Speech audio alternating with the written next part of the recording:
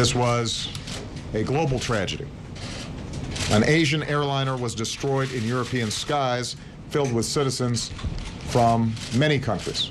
So there has to be a credible international investigation into what happened.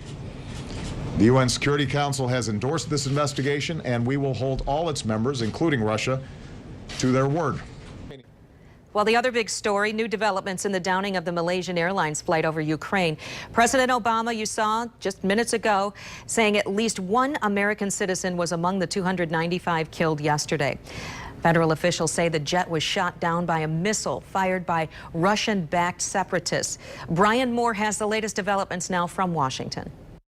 As the world searches for answers into the crash of Malaysian Airlines Flight 17 in eastern Ukraine, the Malaysian government announced it's sending 62 people to the sprawling crash site. We get assurance from the Minister of Foreign Affairs. U.S. officials announced today that investigators from the National Transportation Safety Board and the FBI will be headed to the crash site, an area claimed by pro-Russian separatists.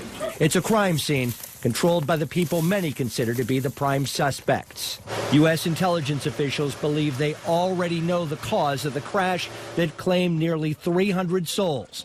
An American satellite reportedly picked up the launch of a surface-to-air missile, like one of these spotted in pro-Russian eastern Ukraine. Most likely it was one of the separatists, because don't forget, they shot down a Ukrainian plane. And if the separatists were involved, I think there's going to be hell to pay, and there should be.